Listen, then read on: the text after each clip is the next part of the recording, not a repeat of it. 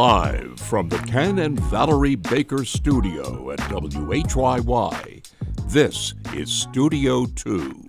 On Monday, January 26th, welcome, friends, on into the program. I'm Cherry Gregg. And I'm Avi Wolfman-Arent. So today, our focus is on Minneapolis, where a federal immigration operation has turned deadly again.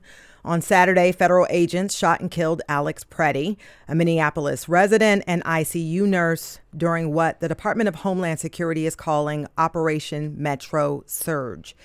DHS officials say agents acted in self-defense, and they've called Pretti a domestic terrorist. But video that's now public is raising major questions about what actually happened, and there is outrage growing across the country. And this is not just a local story. It's fast becoming a national political crisis because Senate Democrats are now vowing to block a funding package if it includes DHS money, raising the possibility of a shutdown fight. And so today we're going to do three things.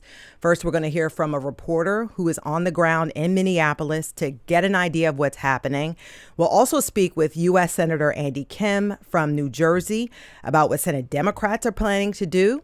And we'll also zoom out and we'll speak with a reporter who's been covering the Department of Homeland Security to get a take on the bigger picture. And I know a lot of you all have been snowed in over the past day or so. You've been watching this coverage all weekend.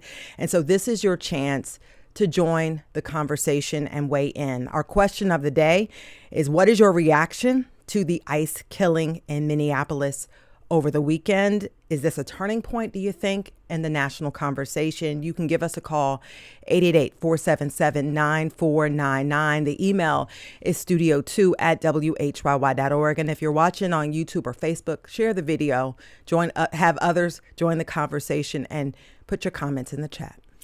Again, that number, 888-477-9499. The email is studio2@whyy.org.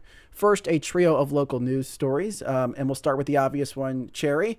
If you haven't looked outside in the last 48 hours, you might not know that it snowed. Oh, it did? Did it snow? It snowed.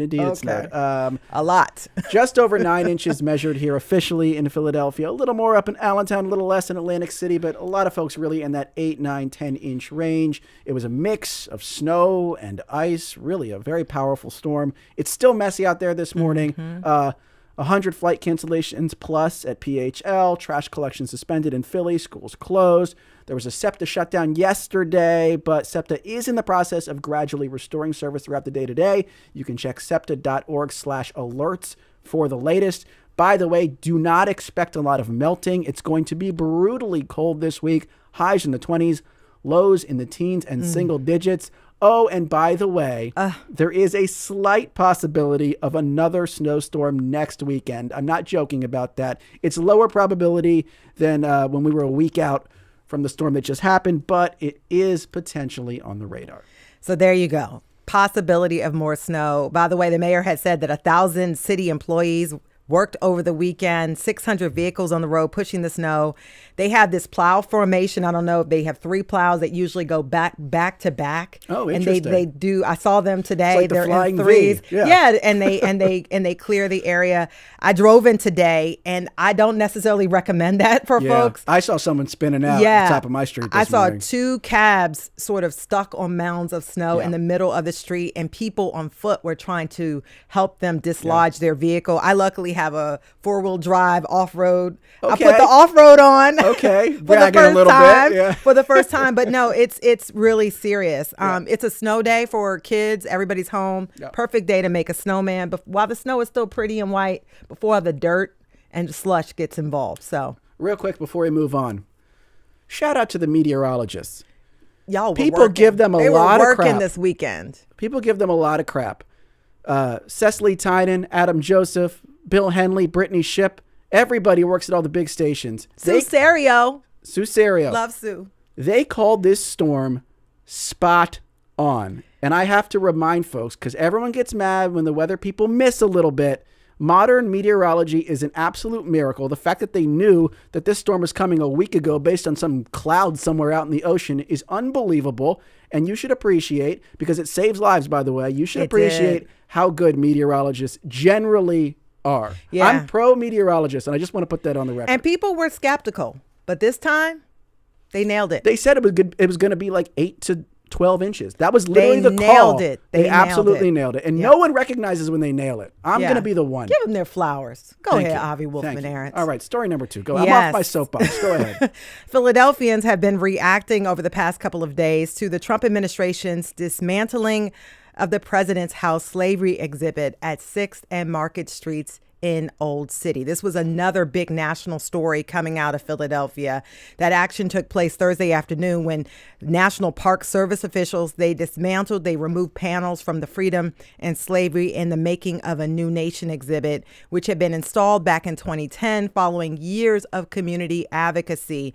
The exhibit is the casualty of President Donald Trump's executive order, which has called for the removal of all displays and other content on federal land that he has said inappropriately disparages Americans past or living. And critics say this is simply an attempt to whitewash American history. Avenging the Ancestors Coalition or ATTACK, they held a town hall on Friday. I attended that. They're saying that they are planning to take action to get the exhibit panels returned.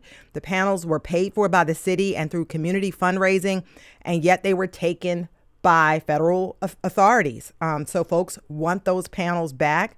The city of Philadelphia also filed a lawsuit hours after the removal of the exhibit. They filed this suit against the Department of the Interior, the National Park Service, and its leadership. And they claim that the feds violated a 2006 agreement that required that they notify the city and meet with officials before making any changes to that exhibit. So this was a pretty big deal, because there have been years of advocacy for this exhibit, which explores the lives of 9 people President George Washington enslaved while living in Philadelphia. And I'm so curious to see what this group, Avenging the Ancestors Coalition, comes up with as a response. Is there the possibility to move this signage or this exhibit somewhere else nearby on private property? There's so much influx here. You'll note that if you go by, I did not go by this morning. I'll just put that out there. But if you've gone by in the last few days, people have put signs up. They have. Drawing attention to the fact that this exhibit was removed. Homemade signs. So I imagine they are still up there if you want to go see what the response has been from members of the public. And by the way, ATTACK is holding a town hall tomorrow night. It's going to be virtual. So they're planning and strategizing right now. Story number 3. Fringe scientists circumvented NIH rules to get data from the University of Pennsylvania and then use that data to argue for the intellectual superiority of certain races. This is from an astounding investigation from the New York Times. It centers on 2 data sets of young children, one of them amassed by researchers at Penn and CHOP. This data set, the one from CHOP, includes 9,500 young people in our region who were patients at the hospital. Many of them were given brain scans, and the purpose was to study brain development and genetics. Well, these data sets, researchers can apply for access to them all over the country and world. And back in 2018, a researcher from Cleveland State University applied for access to the data, saying that what he was looking at was differences in brain size and cognitive abilities between men and women. Well, an email later revealed that he had been coached by someone else to use that language as a Trojan horse to get access to the data. So he lied. Yeah. He lied. And he then turned around and shared this data with a network of fringe scientists and bloggers who then used a bunch of bad faith analysis of the data to support supposedly their theory that white and Asian people are intellectually superior because of genetic differences. The CHOP geneticist who helped generate this data set told the New York Times, quote, "It's most unfortunate that the data you submit in good faith gets abused in this sort of way." The NIH did eventually suspend this Cleveland State researcher. The university did fire him, but not before this data set got into the wrong hands. And to be clear, mainstream geneticists have rejected the work of these fringe scientists as biased and unscientific, and they were not eligible to get this data. So their deception to me is extremely concerning. It raises red flags over how access to data and information is vetted, because no one verified the intentions of these scientists and they were able to just lie so easily. And this is information of children, and the parents have no idea how their children's scans were being used. And I'll just say, as a person of color, this was very, very, very unsettling that this type of racist science continues. It also raises all sorts of concerns about, that the families of these children don't even know that these scans are being used. I mean, there's so many conversations. This is a very detailed investigation by the New York Times. And if you have time, you might want to read it. The organizers of the Philadelphia study did not tell the families about this, and they said because children's identities weren't disclosed, informing parents, quote, was not something they felt they had to do. I'll also note real quickly that since Trump took office for the second time, some of the rules around data access have changed, and it's possible that these same researchers in a different scenario today could have gotten access to the data without needing to make up a false reason. More conversations probably need to be had about this, but we're turning our attention to Minneapolis. Yeah, we want to know your reaction to the ICE killing in Minneapolis over the weekend. Give us a call, 888-477-9499. You can email studio2@whyy.org. Don't go anywhere.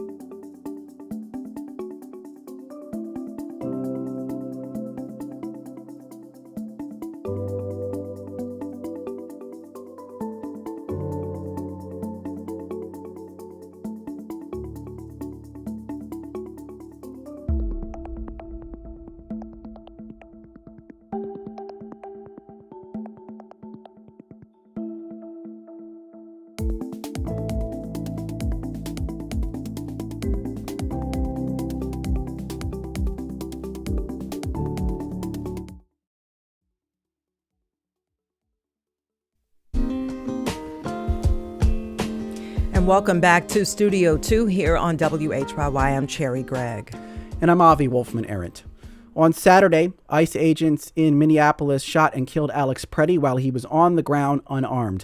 Pretti was an ICU nurse at a VA medical center. Here he is in 2024 giving the eulogy for one of his patients. Today we remember that freedom is not free. We have to work at it, nurture it, protect it. I think we are in trouble with that sacrifice audio. for it. And this is the never second forget to fatal always shooting of remember a Minneapolis our brothers and resident at sisters who the have hands served of federal so that we may immigration enjoy the authorities gift of this freedom. month. And like with the killing of Renee Good on January 7th, federal officials' narratives of the killing differ wildly from state officials and video evidence. At a press conference on Saturday, Department of Homeland Security Secretary Kristi Noem made comments in which she did refer to Mr. Pretti as a domestic terrorist. Meanwhile, Minnesota Governor Tim Walz called Pretti's death murder and accused the administration of gaslighting the entire country. Go ahead, Cherry. Yes. And so today we're going to begin the show. We're joined by courts and legal affairs reporter at Minnesota Public Radio, Matt Sepik, who has been on the ground covering the aftermath of both shootings. Welcome back, Matt, to Studio 2. Glad to be back. Before we get going, we want to hear from you this hour. What's your reaction to the ICE killing in Minneapolis over the weekend? Give us a call, 888-477-9499. You can email studio2@whyy.org. If you're on YouTube or Facebook, drop a comment in the chat. And so, Matt, it's been a couple of days since the shooting of Alex Pretti, and I want you to paint the picture on the ground for us. What does Minneapolis feel like today? What is the mood of the community? It's anger and it's sadness, but people are protesting, and they have largely been doing it peacefully. The day before Alex Pretti was killed, there was well over 15,000 people in the streets just outside my building protesting ICE and their continued presence. And then, of course, the next day, 9 a.m., Border Patrol agent shoots and kills Pretti after one apparently disarmed him, took the firearm, the handgun that he was carrying legally with a permit, and opened fire, killing him as he lay in the street along Nicollet Avenue in Minneapolis. There were some tensions later that day between police and protesters. At one point, Minneapolis Police Chief Brian O'Hara said that they had to, and that is local police, I should be clear, wound up using some chemical irritants to displace or to disperse protesters after he said that they had surrounded police. But things calmed down after that. The city closed off the street around the scene of the shooting on Saturday night to vehicle traffic, but there were no large gatherings there, and woke up to an email Sunday morning from the city saying that things were peaceful, and they reopened the street. Things remain tense, but I want to make sure that there's not a narrative developing that the city is a powder keg about to explode. It is not. We certainly saw that in 2020 after the murder of George Floyd, but the protests here, by and large, have been peaceful. Mayor Jacob Frey noted at a news conference over the weekend that the protest on Friday, there was not a single broken window and there was not a single person hurt. And this is tens of thousands of people in the streets. Matt, I'm sure we're all still dissecting and waiting for an investigation about what exactly led up to the confrontation that ended with Border Patrol agents killing Alex Pretti.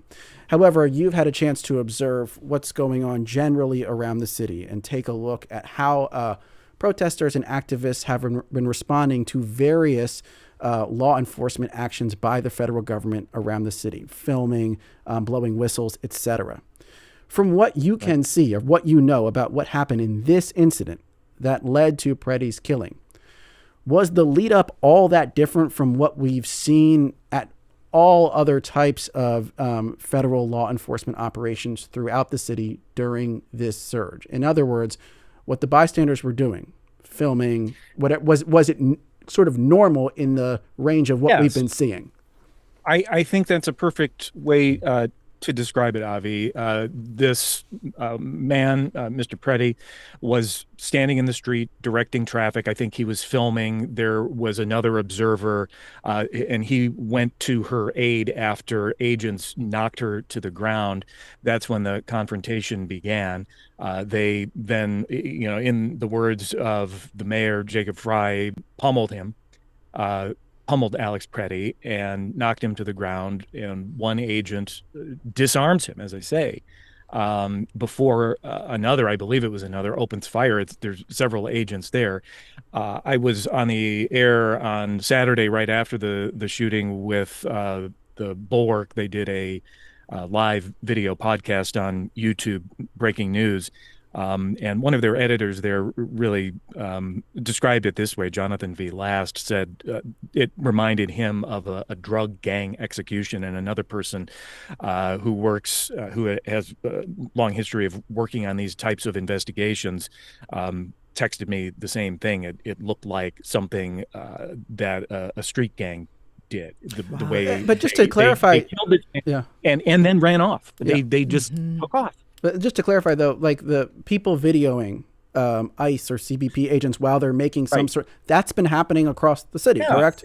It's been happening all across the city. They are recording this. They're keeping their distance. They know where the line is. They know not to certainly violently confront federal agents who are heavily armed and are wearing body armor. And Alex Pretti was there filming. He brought a firearm. He had a pistol in a holster on his hip, and he had a permit for this. He had no criminal record. We talked with a gun rights advocate here in Minnesota, Rob Dorr, with the Minnesota Gun Owners Caucus, and he said that there's nothing that said he had to choose between his First and Second Amendment rights. There's nothing against the law about taking a gun to a protest if you have a permit for it. But as we saw from Homeland Security, and I believe Kash Patel at the FBI, or was implying that he had done something illegal by carrying this weapon, and that he was somehow a threat and was about to carry out a massacre of federal agents. It's just not true. Yeah, and so Matt, I want to talk about Alex Pretti a little bit, because I guess the messaging that federal officials have given, they've called him a domestic terrorist. They've said that he came there with a gun, with intent to do certain things. There's been a lot of pushback from the community, people who know Alex Pretti. Tell us a little bit about who he is, who he was, and the community reaction to this rhetoric that has been coming from federal officials. Well, the headline on the obituary that we have up, our newsroom put together at mprnews.org, is in M is in Minnesota. The headline is Alex Pretti remembered as kind, competent, and quiet. He worked, as you said, as an intensive care unit nurse at the local VA hospital. He was a public servant. He dedicated his career to taking care of veterans who served our country. I know you had played that clip, or you were trying to play a clip, had some audio problems a little bit ago, where he is seen, and this has been making the rounds on social media. It was from December of 2024, where he is giving a final salute to a veteran. You can see in that clip that he's standing at the foot of a gurney, reading from a document. And he says, and this is just so poignant and says it all about this moment. Today, we remember that freedom is not free, as he remembers the 77-year-old veteran who had died, who was taken care of.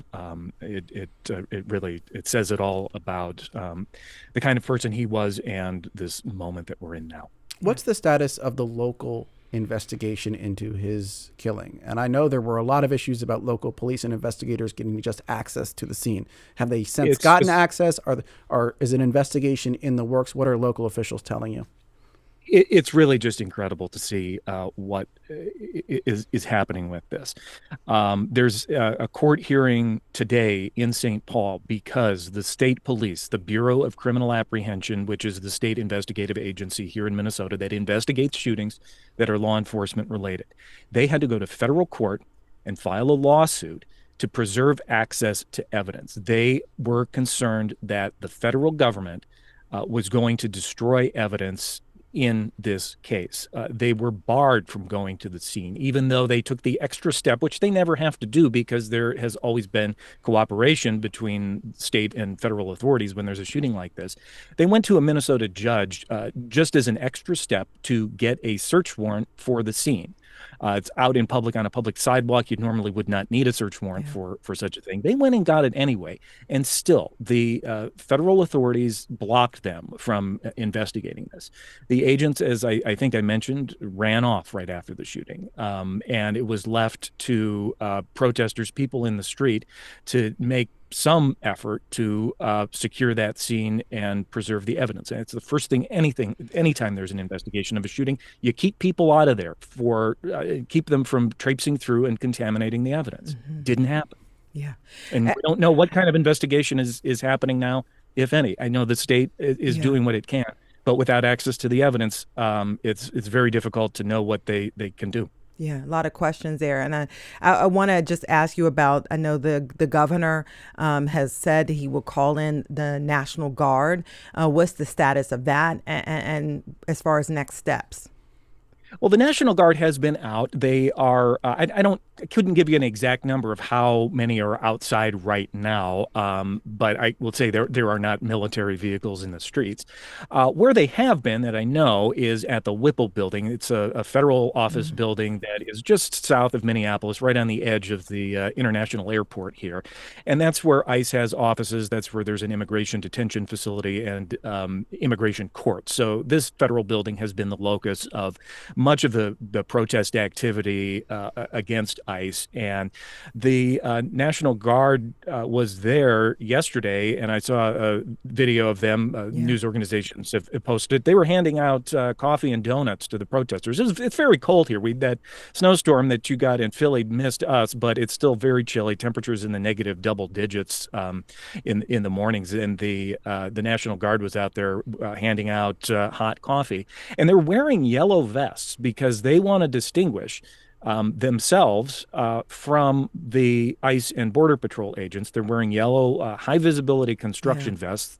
That was the order that came down to distinguish themselves. They're doing, they want to get that emphasis out, get the word out that they are there to support local police and keep the peace. Yeah. Thank you so much. First of all, stay warm, stay safe. And thank you, Matt Sepik, Courts and Legal Affairs reporter from Minnesota Public Radio, for all of your fine work. You're welcome. Glad to be here. Let's read a couple comments. Joanne says, the killing of Alex Pretti brought tears to my eyes and anger to my attitude. ICE are the domestic terrorists, not the protesters. I'm having a network moment, referring to the movie. I'm mad as hell, and I'm not going to take this anymore. Let's bring in a caller. This is Luell from Mount Airy on the line. Luell, you're on Studio 2. What's your question or comment? Are you with us, Luell? This is Gary. Oh, hi, This is Gary. Gary. Oh, Gary. Well, I'm glad you're with us. Go ahead.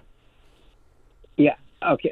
People need to realize that this ICE, which is really nothing more than Trump's private army with total immunity, thanks to his control of DOJ, is currently just a small portion of the size it will be by the summer, with more than 220,000 applications already waiting to be filled. And we know that a portion of these are far right-wing Christian nationalists who are very violent, totally racist, as much as any Nazi stormtrooper was. So what people have to realize with this massive army by this summer, it's not going to be able to simply scare away brown-skinned people from showing up to vote in 2026, but it's enough to confiscate voting machines in the 15 to 17 GOP congressional districts now likely to be flipped by the Democrats, what would give Democrats control of the House so they can impeach Trump, and also enough to scare away people from voting in the 3 cities in the 4 states that could elect 4 Democrats senators. Yeah. So people have to realize that our only hope is national, nonviolent civic uprising with a social strike. They need to ask their organizations to start planning for a national strike and civic uprising. Thank you so much, Gary. Yes. Right. By the way, if you want to participate in the conversation, our question of the day is, what's your reaction to the ICE killing in Minneapolis over the weekend? The number is 888-477-9499. The email is studio2@whyy.org. Now we want to turn to Washington and how lawmakers on Capitol Hill are responding to the second fatal shooting of a U.S. citizen by federal immigration agents. Senate Minority Leader Chuck Schumer has said Democrats will not vote for the government funding bill if it includes money for the Department of Homeland Security. Republicans need some Democratic votes for the appropriations bill to pass and to avoid a partial shutdown this week. There are also mounting calls for the impeachment of DHS Secretary Kristi Noem. Joining us to talk about the Democrats' strategy to rein in ICE is New Jersey Senator Andy Kim. Senator Kim, welcome back to Studio 2. Yeah, thanks for having me. And so thank you so much for being here. So, Senator, you've already reacted very strongly to the killing of Alex Pretti and ICE actions over the weekend, and you've taken a stand. You tweeted, you says, I'm not voting to fund this lawless action. I want you to translate that into consequences, and more broadly, what does this look like as a Democratic strategy to combat what's happening in Minneapolis and across the country?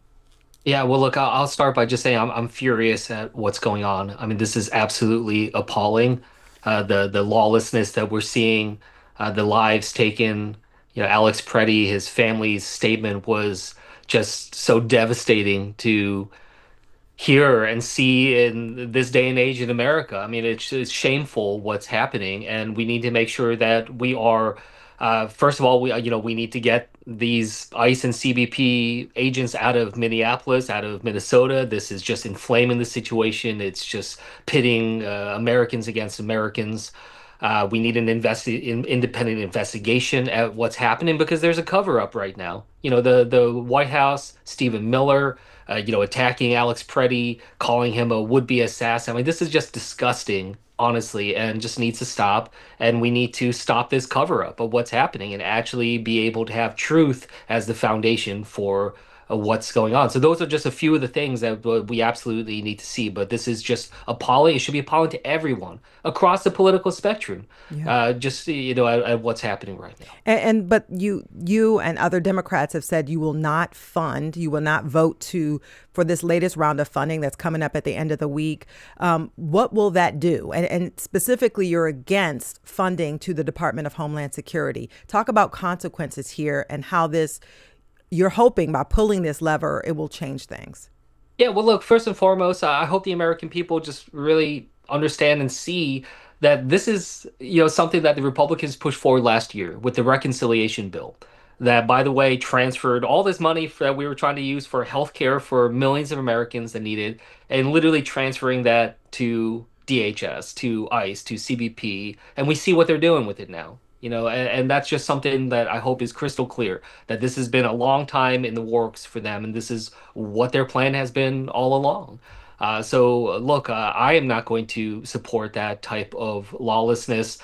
We need to have accountability, but what we know is that this Republican Senate, this Republican House, has been just tripping over themselves to be able to placate themselves to Donald Trump.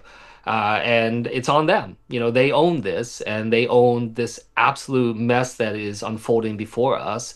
And I don't want to be a part of it. What would have to change for you to support some sort of funding measure moving forward, and assuming that they do not extricate DHS funding from the rest of the funding package? So what specific changes would you need to see? Yeah, well, look, I mean, there's just not going to be a deal if they continue to have DHS as a part of a broader package. In the House of Representatives, they voted on these different funding bills separately. We should be able to do the same in the Senate. It's ridiculous to think that our hands are tied and we can't. So just Leader Thune needs to separate out DHS, and that just, otherwise this is all going to go sideways. It can't get your vote unless it's separated out, is what you're saying. It cannot get your vote. Yeah, I mean, look, they should not hold the rest of our government hostage. Again, this is on them, and they're doing this in particular as a strategy that I think is just going to backfire upon them. And the American people see that, this is just their way of just trying to cover their tracks. And again, just a straight up cover up that is happening, right now when it comes to Alex Pretti. And, nobody should be a part of that. And frankly, I've heard from Republican colleagues and other Republicans their own concerns about this. I mean, I think that they are recognizing that this has gone way far too far. And hopefully this is a moment. Like, this needs to be a turning point moment, a breaking point moment for our country. And Senator Kim, I mean, you mentioned you want to see an independent investigation because there has been this breach of trust, I think, between the American public and federal authorities. So what would an independent investigation look like? Who do you want to head this up? And how do you plan on making this a reality? Yeah, look, first of all, I'll just say is, CBP, DHS has zero credibility, but so does the Department of Justice. Like, I don't trust Attorney General Bondi to be able to conduct an independent investigation, given her insane letter that she wrote just the other day, and just her general posture that we've been seeing. Kash Patel and others have been absolutely absurd when it comes to this, and outright reckless and dangerous. So, I mean, look, there's a lot of challenges that we face in terms of where this can be. I think, what comes to mind is, something that should have been the case all along, which is about having local law enforcement, state law enforcement, very much at the helm of this, where instead this administration has been at odds with local law enforcement and those on the ground, and frankly should have been the ones that are able to secure the crime scene, be able to have their own investigation and engagements in that. So look, we'll certainly we're getting back into Congress this week will find the appropriate levers, but I think there needs to be that push for independent investigations. And again, some of my Republican colleagues are calling for that as well. That should be a bare minimum. Yeah. I mean, again, like that is not going to satisfy me because again, so much of this is about what comes next. Yep. Like I have constituents terrified about what's happening and worried about the American citizens saying, do I need to carry my passport around now? I mean, this is just absolutely insane, the level of chaos that we're seeing right now, not just in Minnesota, but across our country. Senator, you were one of 7 Democrats who voted to confirm Kristi Noem as DHS secretary. Do you regret that vote? Yeah, I mean, it was a terrible vote. It was a mistake. What we were trying to do was a number of us that are on the Homeland Security Committee trying to see whether or not, we could at least have some channel to be able to connect, to try to find ways to be able to have that open communication. And particularly for me, I was hoping that I could have a means by which to be able to try to address needs that my constituents had because, over 50% of my constituent cases, are before the Department of Homeland Security. But, obviously that has not panned out.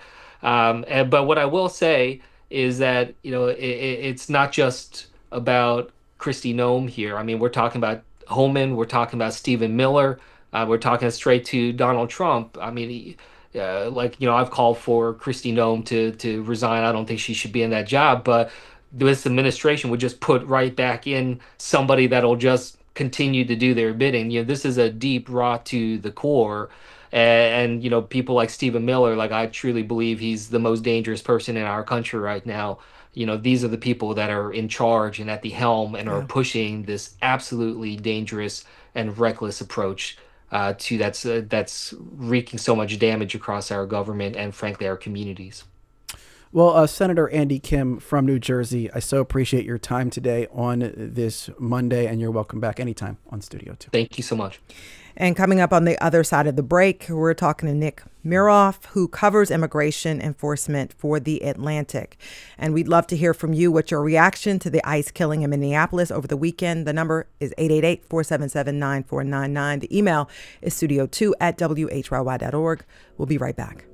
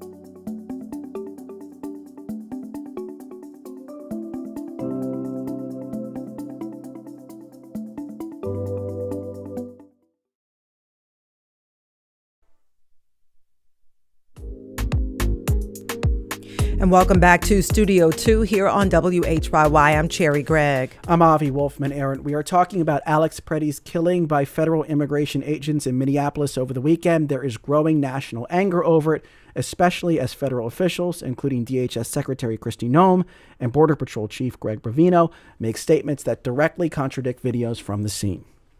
Here to talk about how DHS and the White House are responding and the mounting public outrage is Nick Miroff, a staff writer for The Atlantic who covers immigration and the Department of Homeland Security. Nick, welcome to Studio 2. Thanks. Good to be with you guys.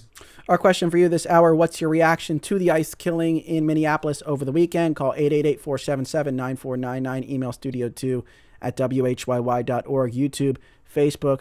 Drop a comment in the chat. And so, Nick, we wanted to sort of start with you by looking at what makes this surge of federal immigration officials in Minneapolis different from ICE presence in other cities. Is it the federal operation? Is it the local reaction to it? Or is it something else? Yeah, it's several factors. I mean, this is at the same time that this is the largest DHS operation that they have carried out so far. There's, 3,000 ICE officers and Border Patrol agents, along with other federal law enforcement, sent to Minneapolis. This is a continuation of the strategy that we saw last year, starting with Border Patrol Commander Greg Bovino leading Border Patrol agents in Los Angeles, and then in Chicago in the late summer and into the fall, where there were similar clashes and confrontations with protesters and shootings, including one fatal shooting. And then we saw them move on, to Charlotte, New Orleans, but really it's this Minneapolis operation that it was preceded by some of the president making racist and xenophobic remarks about Somalis, and trying to peg it to this broader fraud investigation that set the stage, I think, for both the violence we're seeing, the intensity of the confrontation, and then really the mobilization of the communities in Minneapolis that are making the work of the federal agents harder, but are also increasingly facing some very dangerous, violent situations. One of the big lingering questions is whether this is a turning point and whether even within the administration, what's happening in Minneapolis is raising some alarms. And I want to read, this is some breaking news here. This is a Truth Social post by the president, posted less than an hour ago, just about an hour ago. Governor Tim Walz called me with the request to work together with respect to Minnesota. It was a very good call, and we actually seem to be on a similar wavelength. I told Governor Walz that I would have Tom Homan call him and that what we are looking for are any and all criminals they have in their possession. The governor very respectfully understood that, and I will be speaking to him in the near future. Some stuff to parse there, but first of all, an unusual tone for the president to strike, and also the specific mention of Tom Homan. I wonder what you read into that post, or if you have any sense of how all of this is playing within the administration, and if you think they might ease off the pedal. Yeah, this is really the big question right now. It sounds like Trump wants to send in Tom Homan to de-escalate this situation. And what many listeners may not be aware of is during the past several months, there's actually been a significant split within the Trump administration. On the one side, you have the Secretary of Homeland Security, Kristi Noem, her top advisor, Corey Lewandowski, and Greg Bovino, the Border Patrol commander, who has been their sort of field marshal for this rolling campaign, in blue cities.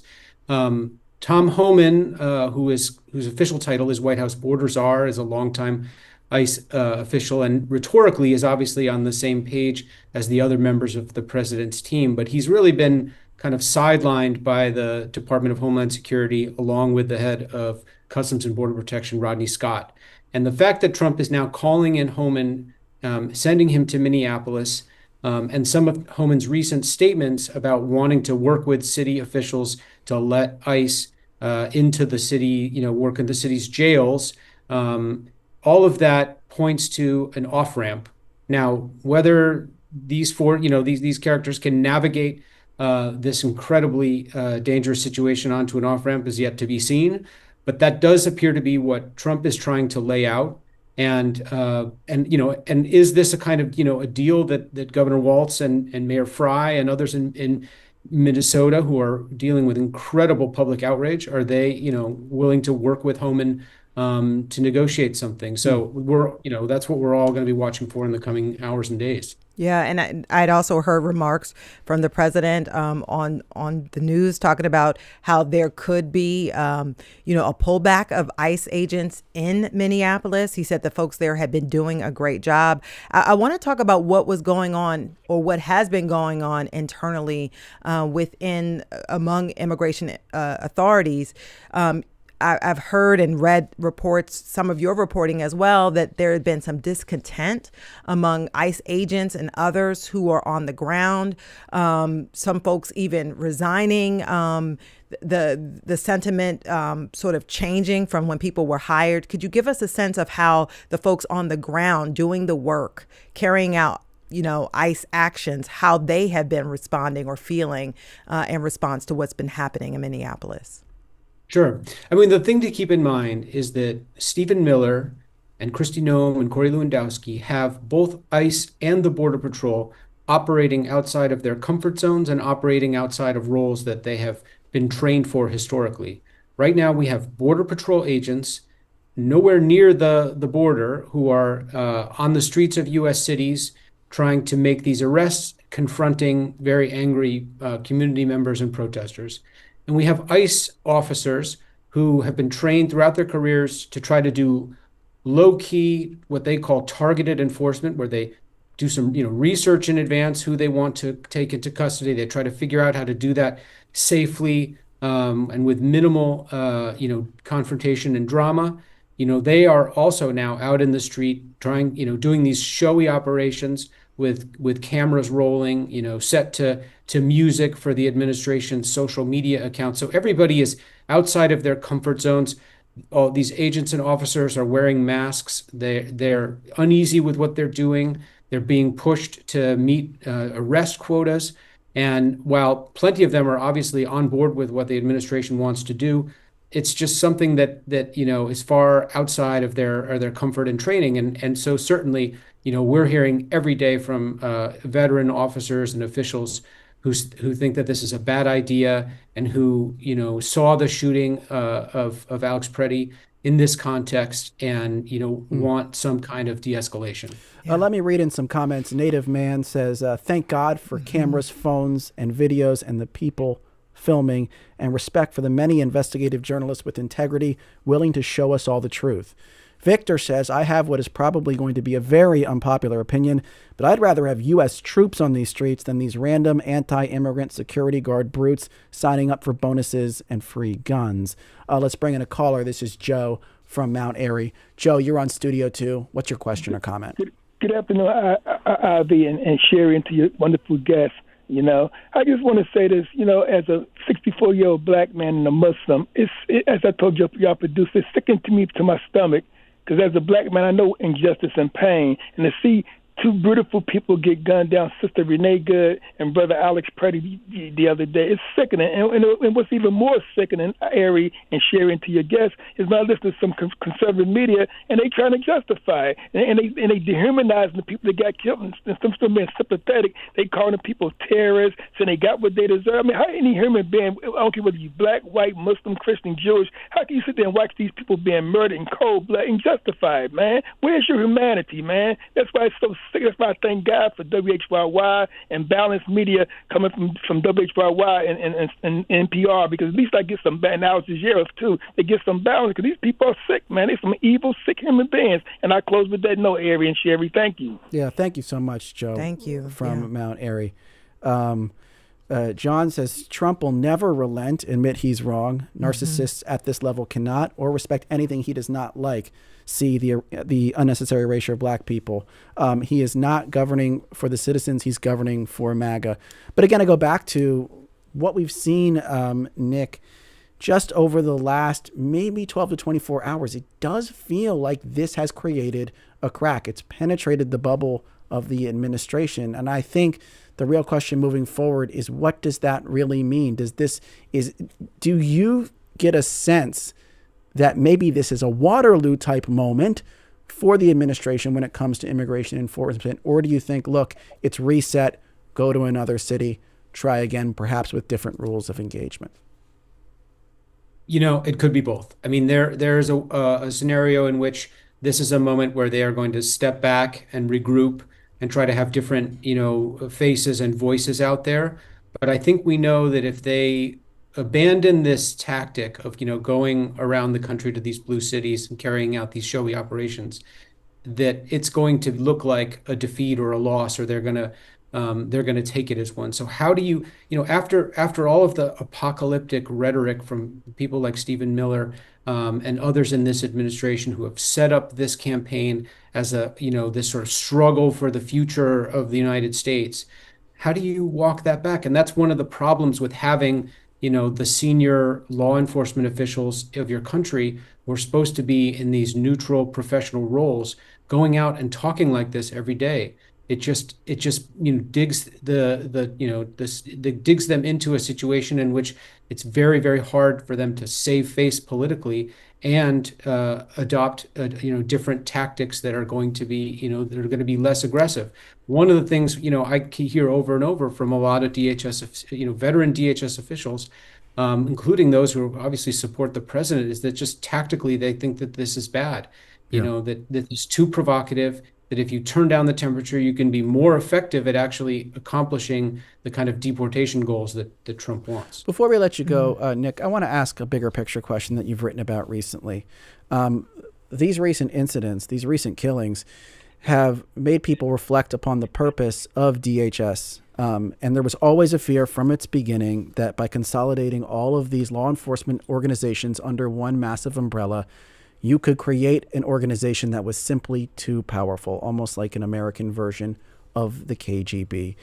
From your sourcing and your reporting, how real are those fears today? We only have a couple minutes left. And do you think it's sort of hyperbolic, or do you think that's a legitimate fear that policymakers need to act on now? No, I think it's extraordinary to contemplate the fact that, more than 20 years ago, when the Department of Homeland Security was founded, the idea of the American idea of a terrorist was Osama bin Laden, and the purpose of the Department of Homeland Security was to save and protect everyone, regardless of their political affiliation, from a horrible, devastating terrorist attack. And now, 20 years later, we have government officials applying the terrorism label to people like Renee Good and Alex Pretti, and so. As part of that, there has always been this fear that DHS would become a kind of interior ministry of the United States, and in the wrong hands could become a partisan tool. Seeing the Border Patrol and ICE being used as these kind of occupying force in these blue cities. But I think that the FBI and other law enforcement agencies also have a lot of information.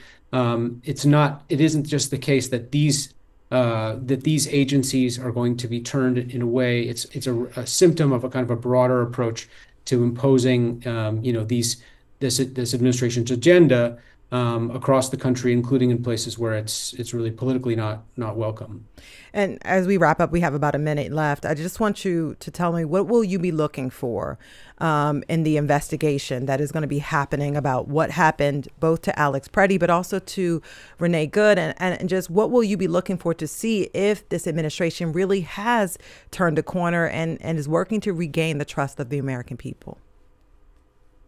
Well, the big thing is this, is anyone else going to be allowed to investigate? If this is just going to be an internal DHS investigation into Pretti's killing, for example, how is that going to be credible? And so, I think that, just the way that they rushed to stigmatize him and to make sure that, there was no independent outside accountability, has set this back. And so, we have to see what these challenges in federal court in Minnesota, lead to. And but it's very hard to imagine a scenario in which the administration sets up a credible investigation that will be widely accepted. Yeah. That is Nick Miroff, staff writer at The Atlantic, who covers immigration and the Department of Homeland Security. Nick, appreciate your time today on Studio 2. Thank you. And let me end with this comment from Bobby, who says, I am heartbroken by the murder of Alex Pretti, a person whose career was saving lives, and I'm furious about the overall situation in Minneapolis and in America. Yeah, thank you to everybody who wrote in. A lot of comments on Facebook as well. Thank you so much for sharing your thoughts. And of course, thank you to our producers, Debbie Builder, Andreas Copes, and Hazel May Bryant. Thanks to Mike Schiffler, our visual producer, and to Adam Stanishevsky and Tina Kalikay, who engineered today's show. Our executive producer is Kevin McCory. From Studio 2 here at WHYY in Philadelphia, I'm Cherry Gregg. And I'm Avi Wolfman-Arendt. We'll talk to you tomorrow.